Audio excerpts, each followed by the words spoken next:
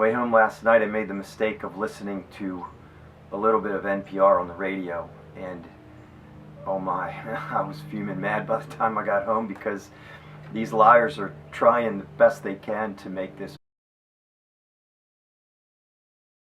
I don't know how people deal with looking at all this without having God prominent in their lives. I have God. And even though I started the evening angry last night, I turned to God and I was okay. I woke up okay.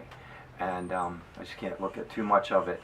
But David, once again, in Psalm 9, he gives us a pattern for life, for dealing with schemes of evil. And they're going to ramp up, my friends, I'm telling you.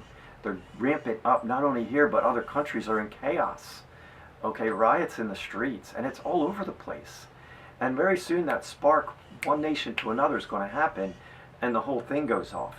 And so we've got to hunker down into this relationship with God. Learn to draw near to God now. You know, it's too late when the hurricane's bearing down on you, and if you haven't hunkered down and prepared, well, you're going to suffer for that. So David starts Psalm 14 with thanks and praise to God. That's a good place to start, because it lifts us up above the fray on the horizontal, and before we know it, we're praising God. He's lifting us up from His perspective, and all this stuff becomes little.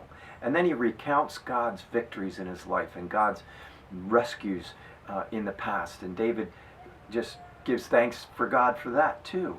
And then he takes a moment in the middle of the psalm and proclaims the attributes of God, the greatness of God, his victories, his faithfulness to his people, and his promise to be with them.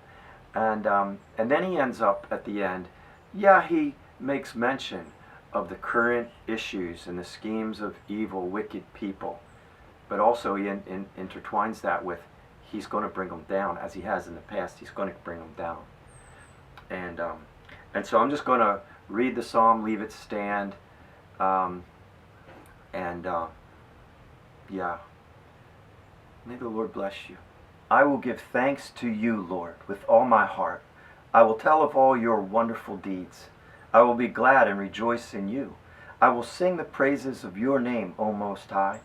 My enemies turn back, they stumble and perish before you. For you have upheld my right and my cause, sitting enthroned as the righteous judge. You have rebuked the nations and destroyed the wicked. You have blotted out their name forever and ever. Endless ruin has overtaken my enemies. You have uprooted their cities, even the memory of them has perished. The Lord reigns forever. He has established his throne for judgment. He rules the world in righteousness and judges the peoples with equity. The Lord is a refuge for the oppressed, a stronghold in times of trouble. Those who know your name trust in you, for you, Lord, have never forsaken those who seek you. Sing the praises of the Lord, enthroned in Zion. Proclaim among the nations what he has done. For he who avenges blood remembers. He does not ignore the cries of the afflicted. Lord, see how my enemies persecute me. Have mercy and lift me up from the gates of death, that I may declare your praises in the gates of the daughter of Zion, and there rejoice in your salvation. The nations have fallen into the pit they have dug. Their feet are caught in the net they have hidden. The Lord is known by his acts of justice. The wicked are ensnared by the work of their hands. The wicked go down to the realm of the dead, all the nations that forget God.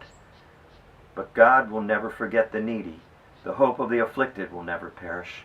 Arise, Lord, do not let mortals triumph. Let the nations be judged in your presence. Strike them with terror, Lord. Let the nations know they are only mortal. Amen.